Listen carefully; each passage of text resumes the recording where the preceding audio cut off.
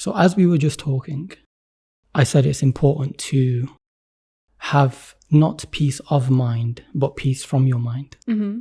What did you think I meant? How did you translate that? Yeah. I felt like that was an interesting sentence just to start with. It's deep. Yeah. So you're saying peace of mind or be at peace with your mind? The second one. Because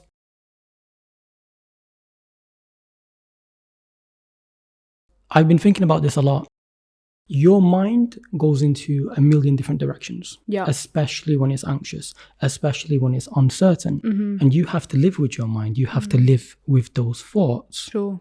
So the point isn't to try and every time attain peace, because peace or happiness, as subjective as it is, can often be a journey, a destination rather than necessarily steps you take to always be happy. Sure. Because I was doing a lot of research for this podcast, and even though we were both quite vague about it, I knew that you enjoy deep topics. Of course, so I was like, so what's better to start with than the absolute chaos of what is modern day society? Yes. Yeah.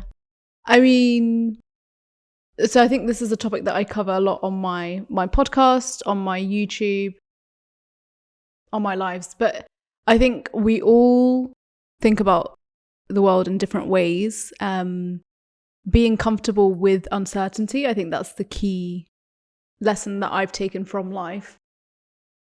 And again, it's not me saying that I'm an expert or anything. I think everyone moves through life in the way that they're comfortable with. So yeah, I think coming to peace with uncertainty means you're living life properly, in my view. And what does uncertainty mean for Zarin?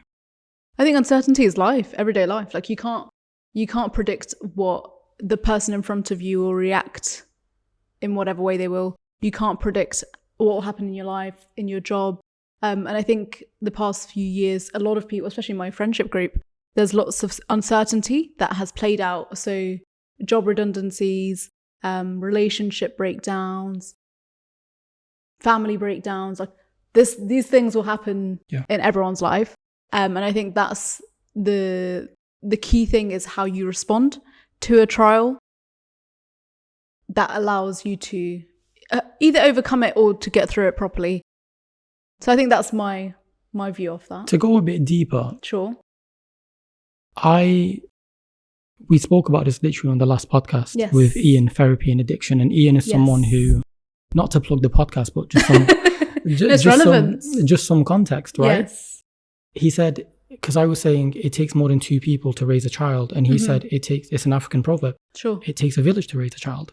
What that says to me with uncertainty and like you said, your friends and your groups things of people happening. Is that as a society, we no longer look after the collective because this society is a very much a me yes my career, my love life, and when you keep only doing things for yourself, and the studies show this, people in, I would say, capitalistic societies are generally less happy than people who might come from what we might describe as less progressive country, but a country where they have ways in which they deal with their struggles through community, through each other.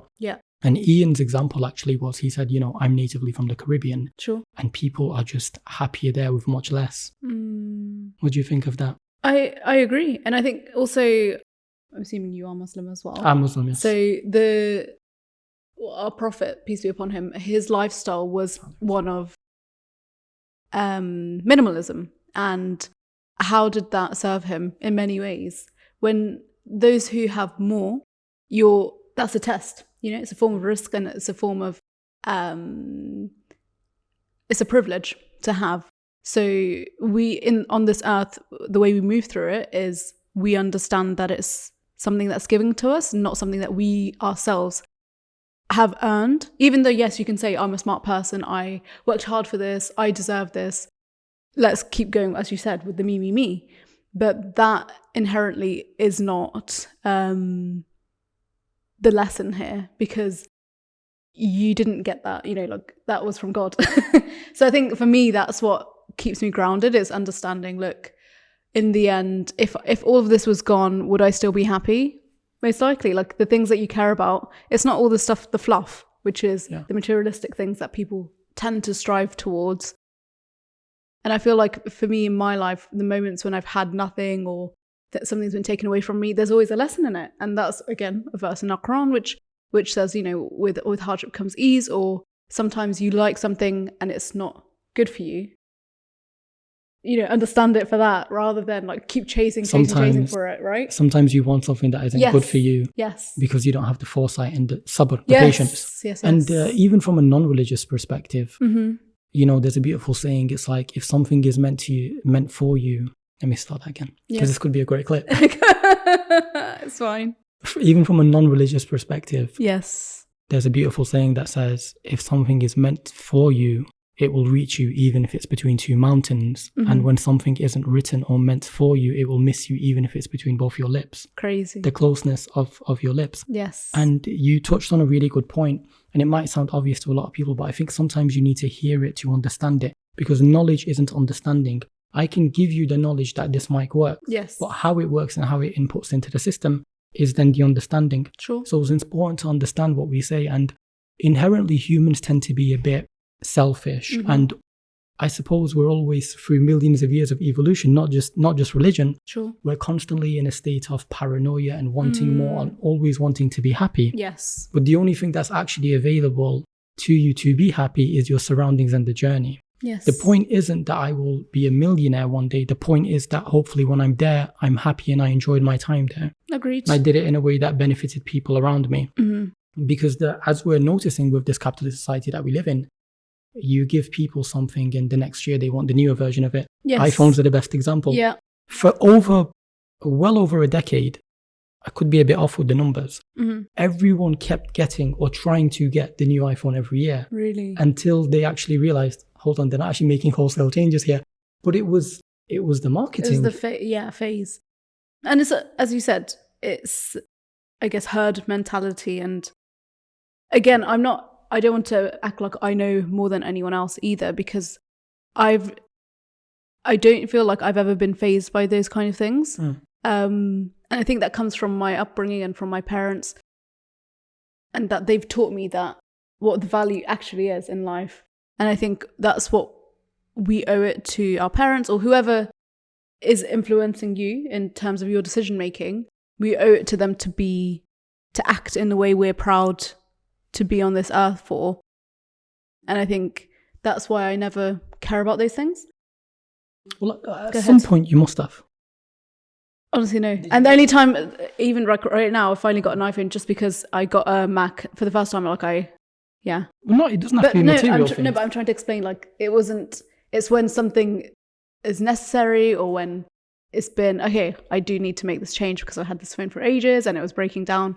Then I will make that change. But it's never, oh, I can't wait to have this thing because everyone's going to think I'm so cool. My concern often is that everyone learns what's important a bit too late. How can we as a society re-educate each other to not be there sat with regret at the age of 60? Because that's what I'm realizing. Yeah. And I suppose the overarching point I'm trying to get at when I said it takes more than two people to raise a child is that where did our society lose touch? When did everyone become so self-absorbed? That's one way to put it. Yeah. I think it's the capitalistic society has created this. It's a beast of its own function.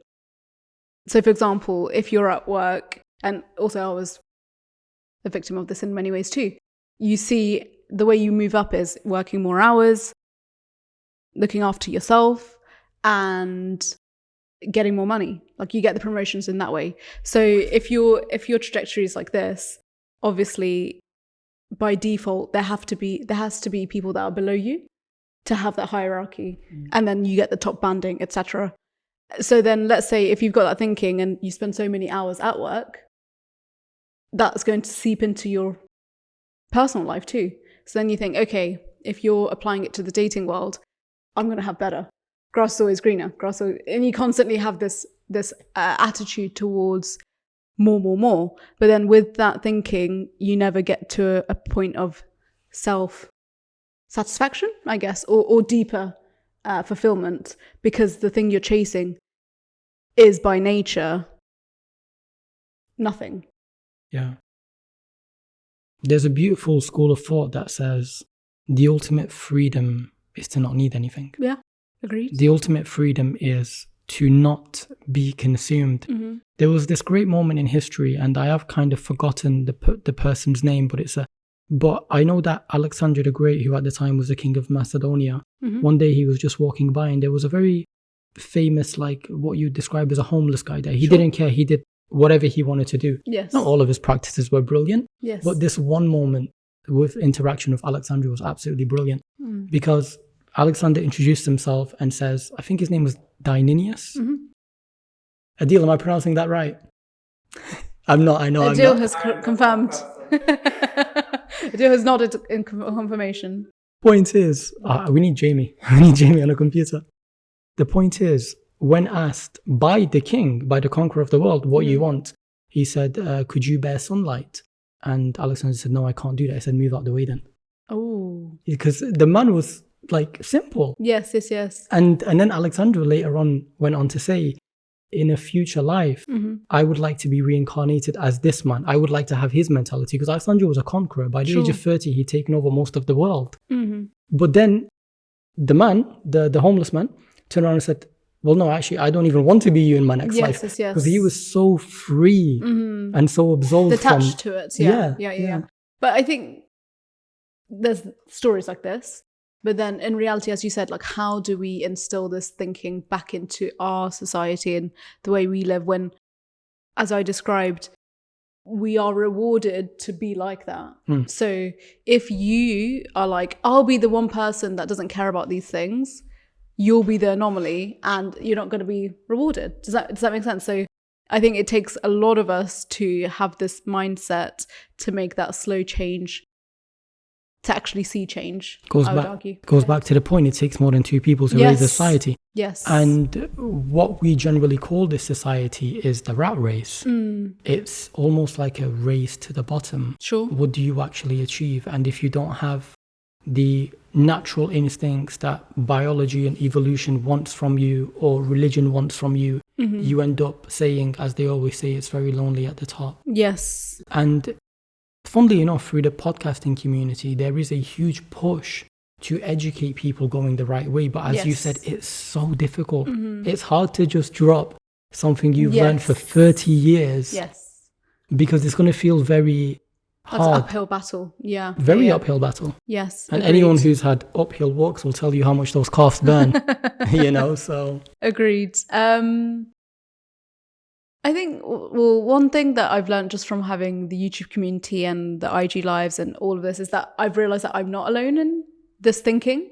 And I think that is it makes you feel better, right?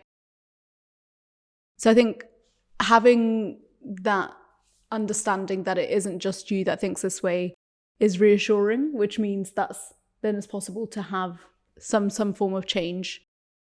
Can you tell me if you can pronounce this better than I can? Diogenesis? Something like that. Diogenes. So going back to the Alexander example, this man was such an outcast. He was literally called a cynic. There was nothing positive about him, nothing good about him. And I'm not saying that I would want to live like him, because he used to, research for yourself. He used to do very weird things. But the fact that he was actually free, I think you almost have to be a bit crazy to be free. Yeah. Yes. No, agreed. And my most recent YouTube video is actually about Anthony Bourdain and how, you've probably seen so many screenshots and moments where his quotes have been shared on Instagram, for example. Why? Because people resonate with what he was saying, and he just said it as it was. He didn't care, which is great on one side, but the other side in my video I explored, which was why are the best thinkers or seem to be depressed and unfortunately do leave this earth themselves. And I think it comes down to that point there, when lonely at the top, but then lonely in your thinking. So if you feel like nobody can understand you, of course you're going to feel like, what's the point of it all? And then I think that leads to rumination and negative thoughts. When really, as you said, it's not a case of everyone must understand me and like you need to be in my world to get it. It's we're all different. That's beautiful. Let's see how we can live together through a common purpose. Yeah, it is important to be around people who think like you. And at the end of the day, one beautiful thing about struggle is that any struggle you have, millions of people have had before you. Agreed. And millions of people will have after you. Yeah, we'll continue to, yeah. As individualistic as we can be, we all essentially want and do the same things, no matter if your tribe or group went through evolution on the other side of the world or on this side of the world. Essentially, the human brain seems to work a bit similarly. Yeah. Everyone needs to eat, live, be have loved. Purpose. Yes, purpose. Find fulfillment in their work. Yeah, I'm hoping there's more of us like that think like that. Oh, definitely. And live a purposeful life. But as you said, I think when I was talking to, hopefully she's watching this, my friend Catherine that I visited in Scotland, who really helped me learn a lot of stuff about mindfulness that I didn't really appreciate before. When I spent time with her, she really did show me how valuable it was to just think of others and be present, as opposed to like rushing through life, which is what I tended to do before. And the reason we connected in such a way, and she's in her 50s, like, I think that's crazy that to have friendship groups that are we're both in different phases in life. When she connected with me, that's what she said to me. It's like, you're so wise beyond your years, which of course is a brilliant compliment to have. But it makes you think like, oh, are we not all there yet? Like, something, you have to go through a big change in your life or see some things to be able to realize, oh, like, this is not that big a deal, or I can get through this. Because as you said, like, you have to go through something difficult to appreciate when things aren't difficult. We also have to be willing to accept the almost mental anguish that comes with having to rediscover yourself. Agreed. This is another, I always come with examples, people. I keep receipts.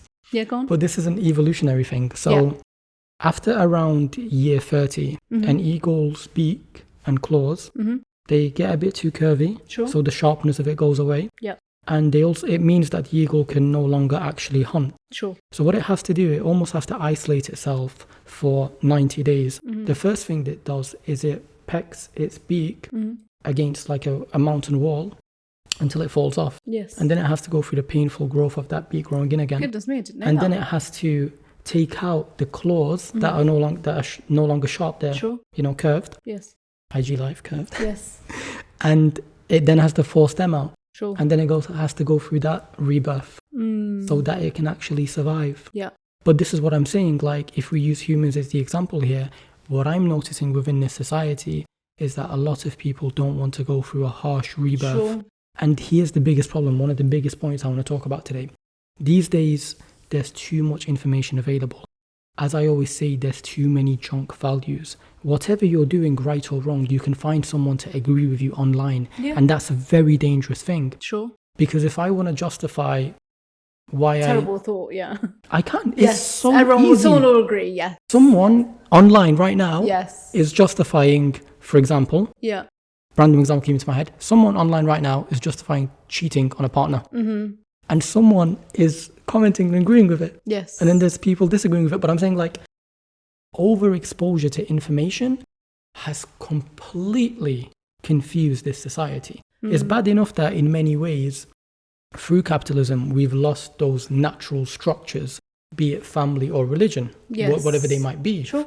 We've lost that to begin with. Our structures now revolve around our financial needs and our reasoning to survive. And I don't blame people. Things are ridiculously expensive. Houses are almost impossible to own for a regular person.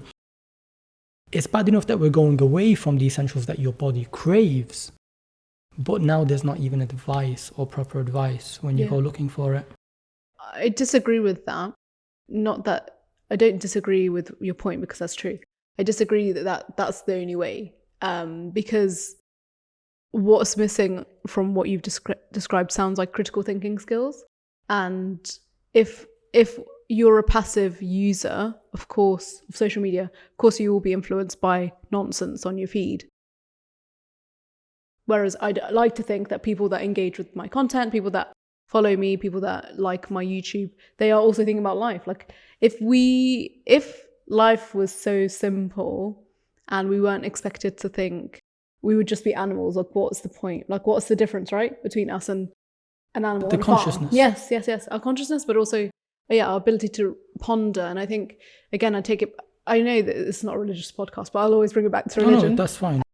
Is that in our Quran, it always says about, like, do you not think? Like, do you not reflect on these things that you see right in front of you? Like, how can these things be the way they are if it wasn't created by a higher being, if it wasn't created by God? Your point isn't wrong, sure. But my only query with your point is that you're thinking about yourself, and unfortunately most people don't think as clearly as you do. No, but that's true, right? No, I hear that. With all due respect to anyone listening who might not be there yet. Sure. But this is what I'm saying. What are you asking then? So it's more of a point rather than a question. I would say for every 10 people that think like me and you, there's probably easily another 30 or 40 that don't. Yeah. Because it's hard to feel.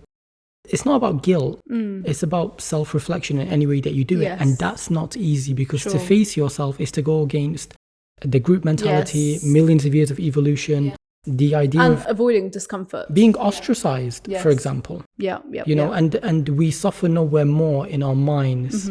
The anxiousness, the suffering in our minds that we go through. Sure. You will never suffer as much, even with a broken leg. It is better to be physically hurt than mentally hurt, because your thoughts can make you spiral, and you are nothing more than a combination of your habits and your thoughts. Yes. This is why self-help is such a popular, It's a bit overrated, but I agree with it. Yeah. I don't know what perhaps to take on that, we should ponder. Perhaps we should have some grapes and cherries. I think it's difficult, but anytime I share things, I always love to hear people's feedback as well, because I think it's so easy, as you said, to have an echo chamber. And just like I feel like I don't feel like I've solved it all, but because I'm on that journey, I can vocally share, oh, look, I had this thought, I think this, and how come this is the way it is? And then people can respond and share with me their thoughts. And I think that's a really nice conversation to have. Whereas typically what happens online is, as you said, you post something, people like it, and then it's the next thing. And you can be popular one day and not the other day. You can be viral one day and then no likes the next day. And like, that was one of my videos, which was like, everyone here is a stranger. Like, you don't owe me anything. Nobody owes me a like. Like, you can engage online as you will. And that's what freedom of choice is. But I think what we were discussing here is, how can there be any change, positive change, if everyone is thinking like, it's not just that. Like, actually thinking about what their role is as a person on this earth, as opposed to, I'm spending how many hours scrolling, doom scrolling, and not doing anything, or seeing things that are happening in Gaza, for example, and then being like, well, what can I do? Like, that thinking is the same on lots of topics. You can have the same thinking. And that's the book I was just reading. I'll find it after. He's an economist, I think. He was reflecting on how, if not me, then who? Like, that's the thought process. Like, if we all think like, well, it's beyond me, I can't do anything, and this is crazy stuff, and also always looking for a leader to guide you through life. Of course, God is different, but a leader, like a politician or whoever, right? Looking for them to be like, please, I want to vote for them because they'll save us. Nobody's going to save us. I might save us. You're right. You're your own savior in a way, right? And I think that's, a lot of people haven't come to that conclusion just yet. People are just waiting on the edge of their seats for like, okay, I can count on this person now. You can't count on anyone. That's the realization I've had. I think you're, from my perspective, sure, because what we're talking about is very difficult and quite vague, and the right answer might not be found today on this podcast, but at least you get the understanding that you have to, the right answer is to look for the answer. Sure. If that makes any sense at all. And I think truthfully, leadership can be hard to come by, and you're 100% right. If not me, then who? When Hila Yoon was sat here, she said to actually make a difference, you don't have to do something grand. Like, for example, they, through Ayapo, they raise money and they make differences. Taban Shorash through the lotus flower, she raises money, but not everyone, for example, has to give £1,000. Sure. So you give within your means. You give within your means. The point is to give. Yes. Right? Because as a collective, if everyone gives, that's enough. Yeah. 100%. And one thing I always go back to, this is how I aim to create my circle, is, if metaphorically thinking, if everyone can be like crutches for each other within your circle at the time when you're in need, then no one ever falls, even when injured. So it's important to be around people that share your values, but also challenge your values. But more importantly, they understand that life is for living, not living uptight. Life is for those around you. Genuine happiness cannot come from the oneself. Let's take it back to religion. God says we were made within communities, within pairs. Or even evolution, millions and millions of years of tribalistic thoughts that capitalism all of a sudden wants to erase. Like all of a sudden, after millions of years of being taught to be within a group, now it's like, go out there, do everything your own. And it's so confusing for people. Well, I think it's, as you said, it's happened naturally, but also it's been created this way, man-made. But I think also technology plays a hand in this. If lots of jobs go because of industrialization, because of advances in technology, which is great, then of course people are questioning their own value and purpose. But I think, again, it comes back to that question of, is your whole purpose to serve? Is your whole purpose to be a worker? Is your whole purpose to be an employee? Well, that's the most that's the most unnatural thing. Yes, The most unnatural thing you can think of. And I'm not saying there's not pros to it. I'm not anti-capitalism. But if you just think about human history, just think about how people lived 100 years ago, 200 years ago, 500 years ago, whether it be in ancient Egypt or whichever regime you can think of, people had jobs, but they were like roles within a society. And then they were passed down. Now all of a sudden, and AI is going to mess this up or add to this, depending on how you look at it even more, is you breed more uncertainty, and humans don't do well with uncertainty. Yes, agreed. You know, humans are very bad when they're anxious. And it's like anything, if you just think of it, a metal pole, if you put too much stress underneath it and you're bending it from both directions, it's going to snap, isn't it? Yes. Or it's going to bend. And the human mind is the same. I'd like to think, though, that we can get there. Anything's possible. It sounds quite, I think we can easily turn left and very depressing in this thinking. Because, if you look at the world for what it is, it's so easy to fall into that trap and be like, well, we're doomed, right? And what's the point in even trying or being different, as you said? Because, as you said, you'd be ostracized because you're the only one thinking like that. And nobody will back you until you're good at it. So both of us are just two people who sit down and talk until we get somewhere. And someone will be saying, "Oh, I saw their IG live a few years ago." Now look at them. Interesting. Nothing is impossible in any sense of the word. That's true. That's a good point. Stranger things have happened in this world than me and you having successful podcast careers. Yes. You know. So when did you start it? Actually, you said 2 years, no? No. Longer. 2 years, 2 to 3 years. It was before my master's. I recently finished my master's last summer. 2 to 3 years. And honestly, when I first started, I remember just thinking to myself, you know, I'm just having conversations that I would have with my friends anyway. Yeah, and you want to document it. We had the bravery to start. I remember I started with Huzaifa. Sure. And all of a sudden, like, all praises due to God, as I always say, the downloads and things went through the roof. And now because I use Podcast Go as my distributors, I'm seeing downloads from France, Belgium, America, and I'm like, how's that happening? It was humbling. One of the most beautiful things that I've taken from this podcast and the listeners and the downloads is, instead of people thinking I've done something amazing, it humbles me. Because the people listening, I'm never going to meet 99.99% of them. Even if in a few years I did a big convention and 10,000 people were there. To get to that level, I need more, which means I'm just not going to ever meet them. Sure. So it's humbling and grateful that someone would sit there and align with my thoughts. Or just enjoy, I don't know, my voice or something. No, but as you said, it's like it's a privilege to have a moment in someone's life, whatever form it takes. It's all about engagement. The way I treat social media is, as I said to you earlier, it's not about the numbers, it's about the engagement. Sure.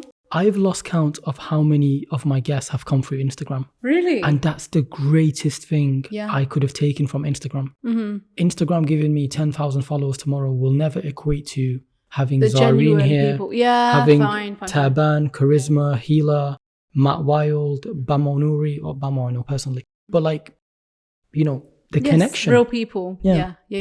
No, I agree. And I think with this kind of stuff, it's so easy to fall into that trap of a numbers game, but then you never actually appreciate what you're doing then, do you? Like, because then if you get distracted by that, obviously you're not doing it for the right reasons, in my view. I think to a friend of mine, very, very early, before I even put out like the first episode, she said, don't get fixated on the numbers. And that always stuck with me.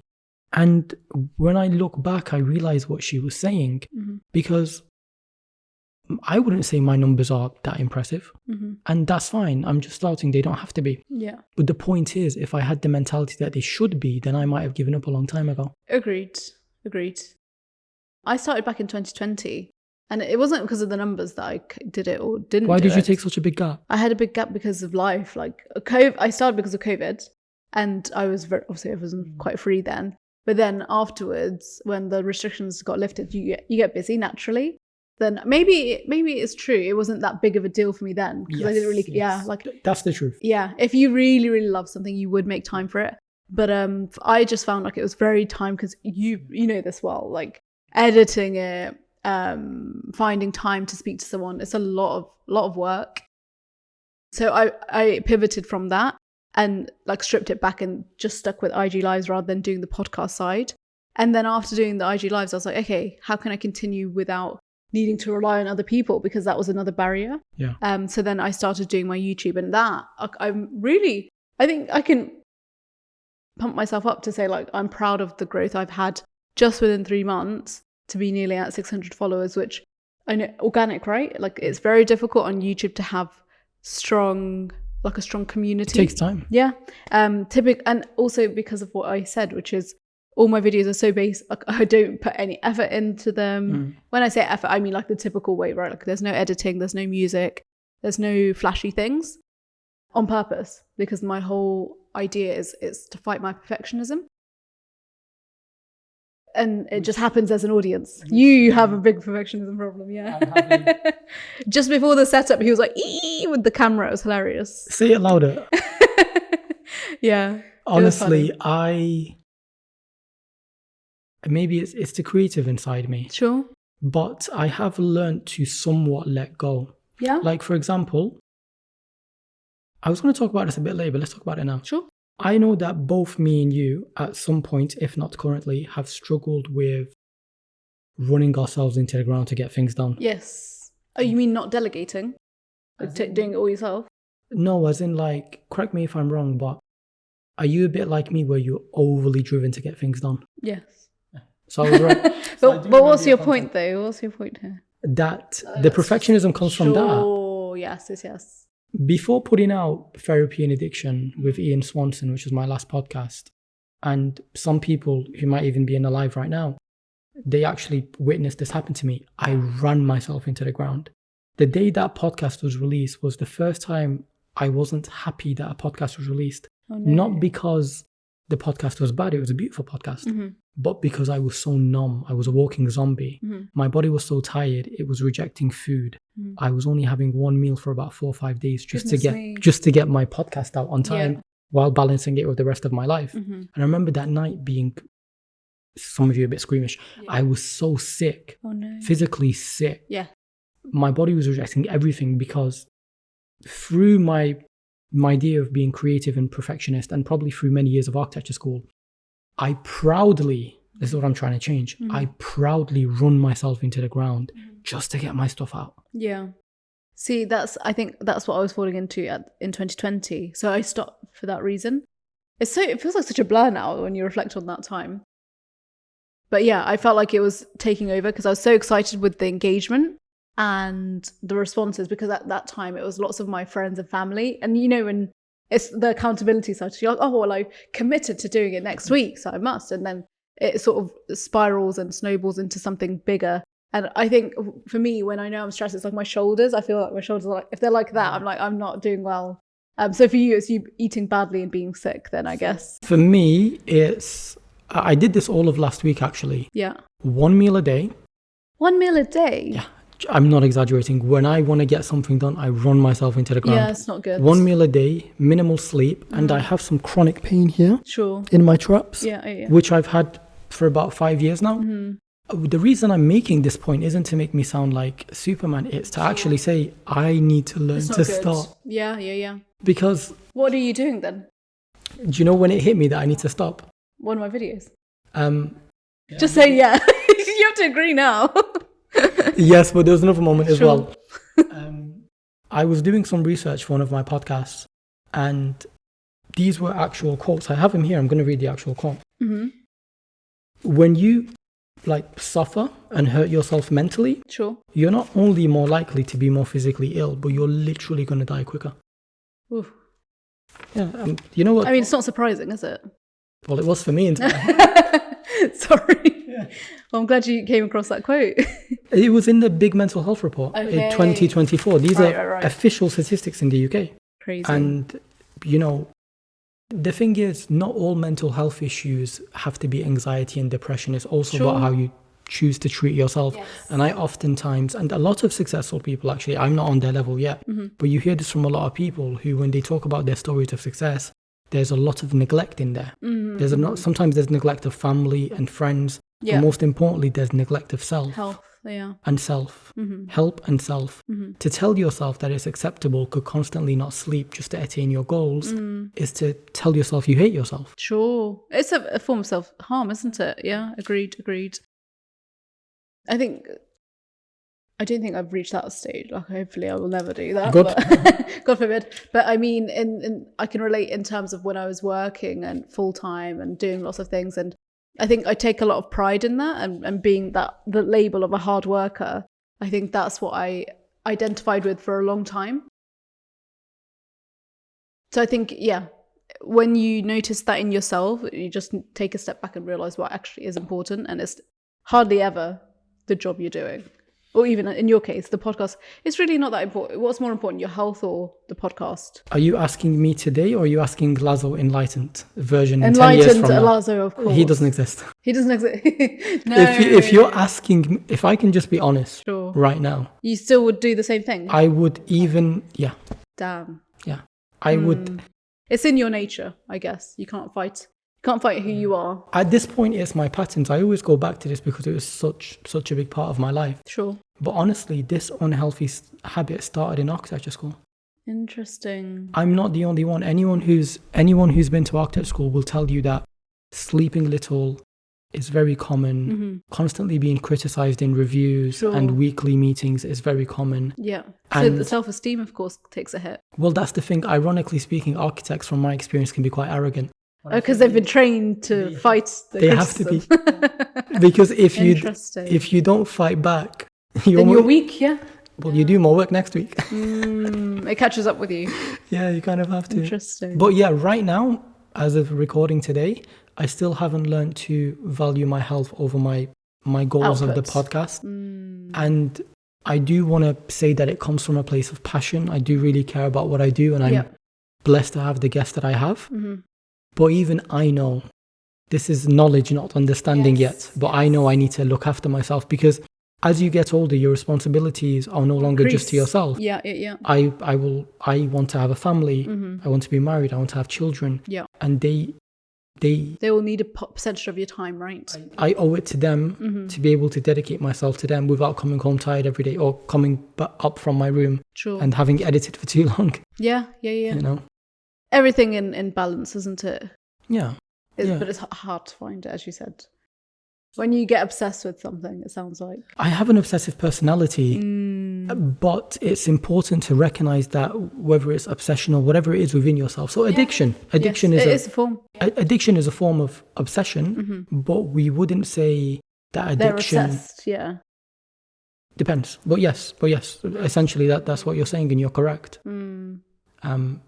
To not see value within yourself other than what you put out is one of the worst forms of neglect. When I first started my YouTube, I would record every single day, like one at a time. And then I discovered about batch recording and how, I think similar to you, Lazo, at the start, when I'm obsessed with something, I'm very like, woo, all in, and that's all I'm thinking about. Whereas I felt like that was going against the whole purpose of me doing the content, which was like a form of live journaling that I really needed at that time, like to just share thoughts.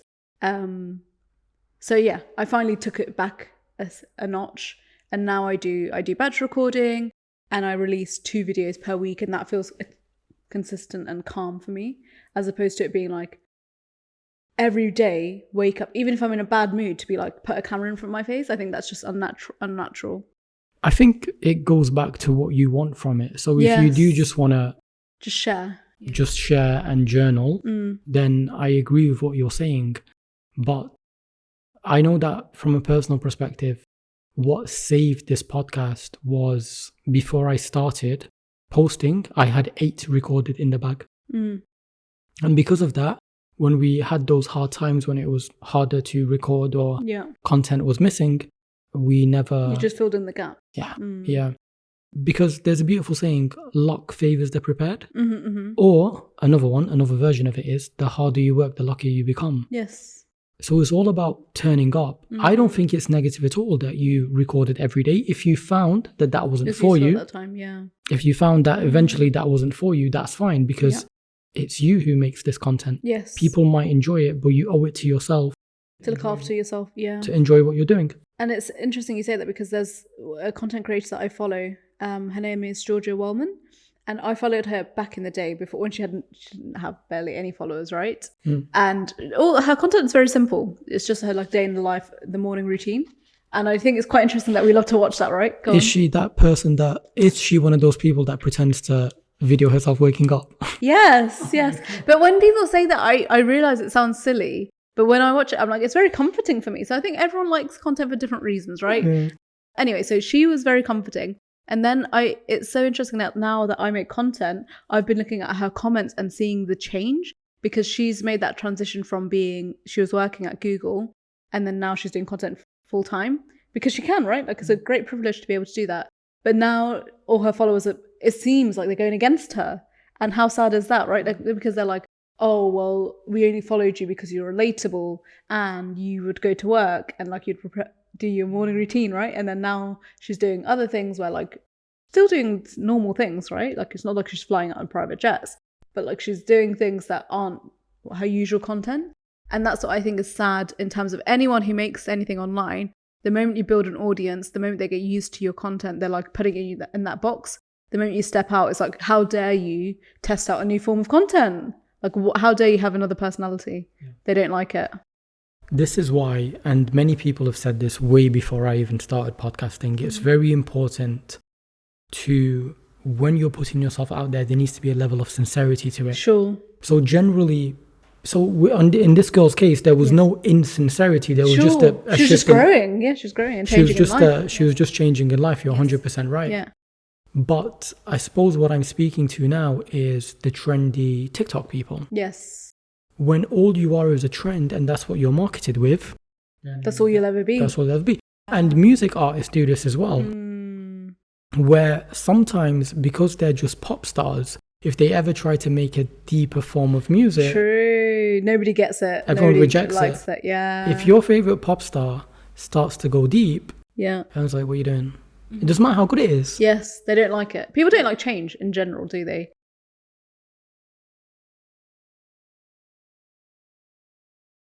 Who's your favourite artist? Because you rap a lot. At the moment, it's Dave. Is it Jordan 4s or Jordan 1s? And how many Rolexes do you have? Okay. Let's not. That's so funny. Now that people know, but now that like meeting someone that's seen me in that state actually embarrasses me. So then it makes me think, like, should I be filling out that content? I enjoyed it. That's I listen to Clash all the time. Yes. So anyway, with that, like Dave, I really love Dave at the moment. But again, as you said, like I have waves in terms of like I'm obsessed with a new artist or a different artist, and all their old songs suddenly And then I think, like, imagine if Dave started making hard rock metal, would I want to listen, like, without him rapping? Well, he did do a live guitar performance. I did see that. But my point being, like, if he did a whole album on that, would I be as keen? Maybe not. Like, what I love is the passion that you hear through his voice. And you know is coming from a place of, like, he's seen some stuff. And that's what makes, I think, any audience relate to an artist is, like, you see yourself in them in some way, shape or form, or you relate in their pain or their excitement or their passion. So what was my point there? I think the point is, as Dave says, we're all alone in this together, right? I'm deeply disappointed. I thought we might rap. Yeah, no, I'm not rapping freestyle. I just thought, we could. No. We could, are you sure? Like, no, but thanks for asking for my consent. No, I'm not done doing any of that. But that's my point. It's like he is a great artist. But going back to content creation, I think it's such a shame that I think it's a shame for anyone. If you end up becoming a slave to your audience, how sad is that? Like, there's one thing taking criticism because they're helping you understand your content and helping you build a direction you're comfortable with. Another thing completely to be like, oh, this episode flopped. I need to go back to what worked. Somebody, people were messaging me on my IG, right? Yeah. Saying, oh, this one of my reels got 100k views. Who cares, right? But someone messaged me saying, oh, do your hair like this, do that, basically replicate everything from that video. I was like, it wasn't that made it go viral. It's like whatever someone relates to just makes it viral. Like, it's that moment in time, you just capture it and the algorithm favors it because people want to click on it and watch it.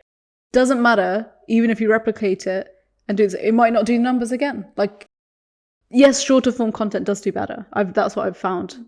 But it doesn't mean that it's the numbers doesn't equate to better value. Right. You're 100% right. Yeah. Numbers don't mean that necessarily speaking that your podcast is doing well. One is better than podcast two.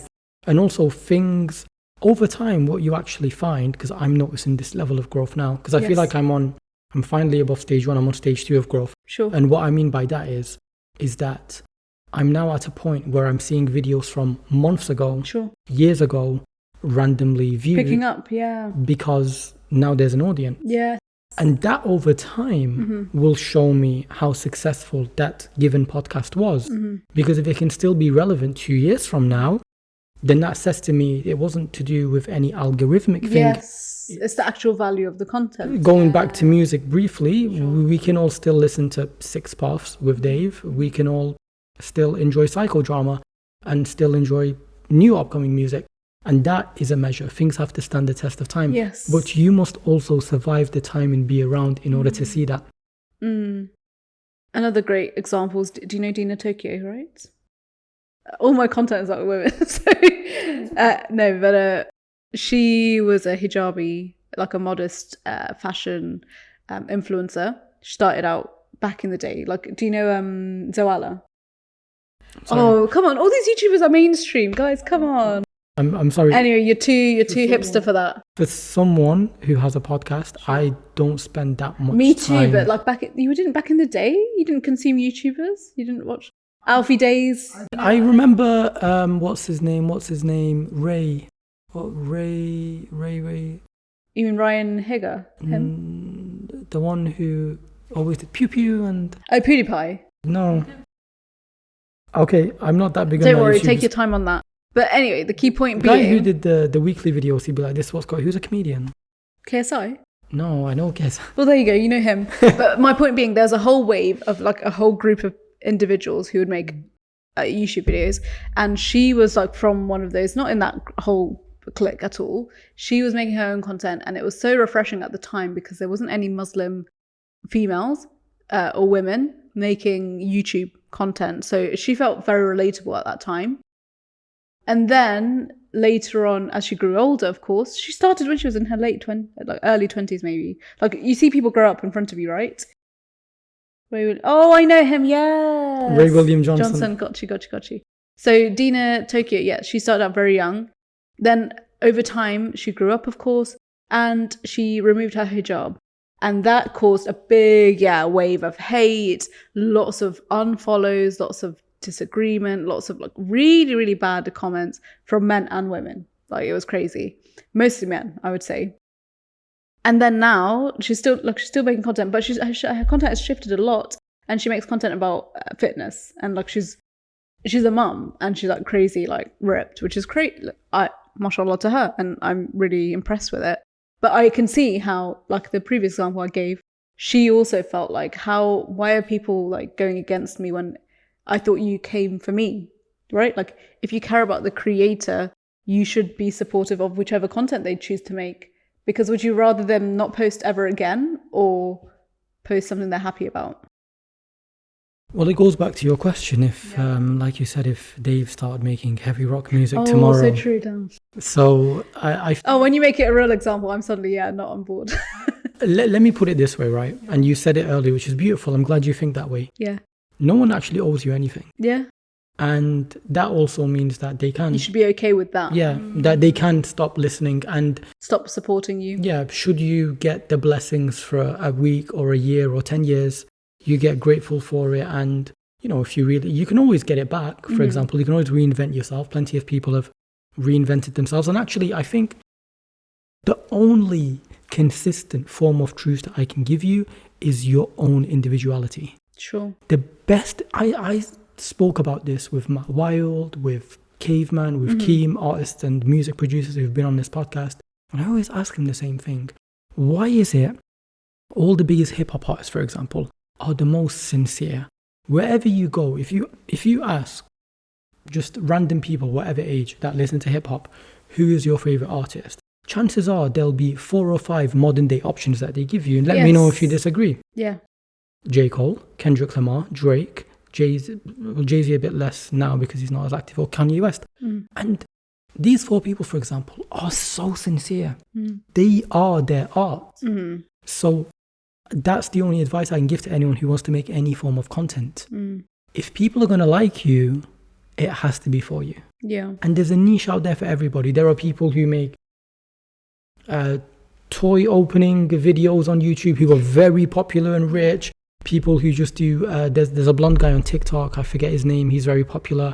He does recaps. Sure. Everyone leaves TikTok. But like, do you know what I mean? Like, find what you like. I think that's the key thing. There will be something for you. That's a guarantee. Agreed. But let's complain about TikTok for a bit. Yeah, so I mentioned it. I left it. After downloading it, re-downloading it, I went back and forth so many times. Yeah, I just had to make that cut. It's like an unhealthy act. It's like you just have to leave it. Just let it go. It's not doing you any good. TikTok can be a challenging place to try and grow an audience. I don't think so. I think it's extremely easy. That's the problem with it. A sincere audience.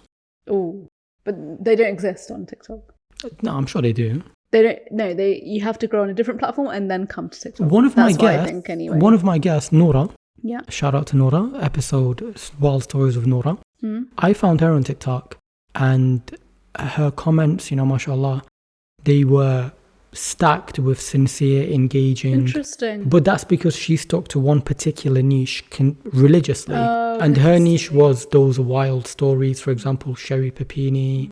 And have you ever heard of Sherry Papini? No, I didn't. Sherry Papini was a lady who miraculously went missing one day, was kidnapped, and then found, and it's a bit graphic. All was fine in the end?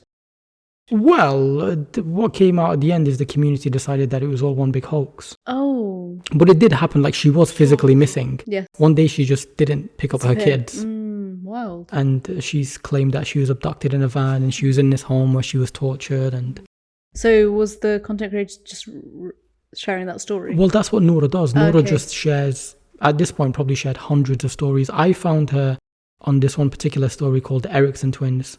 2 Swedish twins who undergo folie à deux, which is psychosis. Wow. Folie à deux means madness of 2, and it's common within twins. Interesting. That their psychological imbalance connects, so they both go crazy at the same time. Oh my god. So everyone listening, and also you, it might be fun on your way home today to just listen to the stories, the Eriksson twins, or just listen to the podcast with Nora. But what I'm saying is that you have to be very deliberate, and trends don't do that because trends aren't you. So therefore people aren't there for you, Yeah. But like you said, put TikTok in the bin. Yeah. That's what I think. Yeah, no, I think people who use it well, just shout out to them. But I knew it wasn't right for me. So I think you just have to do what's good for you. And then you see the rewards later on. And I think growing on YouTube makes more sense for me. And my audience are supporting. So why break something that's working? I've noticed that as well, actually. I have mad ADHD, so I forgot to leave this comment. But I was watching one of your videos last night, and the comment was meant to be, we're going to talk about this tomorrow. I forgot. Well, hopefully we've spoken about it then by now. What was your video from last night, your latest one? My recent one was, Does Anyone Know What's Going On? Yeah. Oh, the book was, We kind of touched on it. Yeah, by Bella Mackie, yeah. Yeah, we spoke about at the start, all about mental health. I think that's a consistent theme about my whole YouTube videos, is about mental health and how nobody has the language for it. Nobody's comfortable to talk about it. And people reach a point where they're just suffering in silence. And that's what I've noticed. And hopefully my content helps people open up a bit more. I got a lot of messages at the start of when I was posting on Instagram where people said, because of my videos, they went and asked for help. They went to the GP. Like, they actually did that first step, which for me, yeah, it makes me feel so good, because I was like, if I've helped one person, that's a win for me. And that's what keeps me going. Otherwise, it's like, what's the point, you know? If it's just, I think there's differences for different forms of content.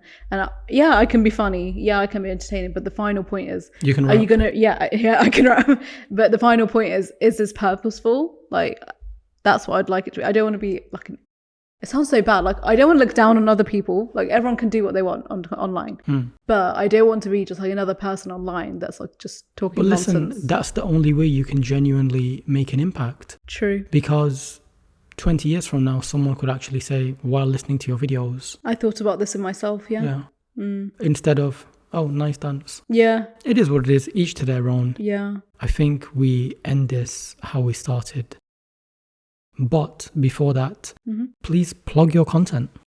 Sure. So you can find out more. I feel so weird to do this now. Don't worry. Why am I suddenly shy?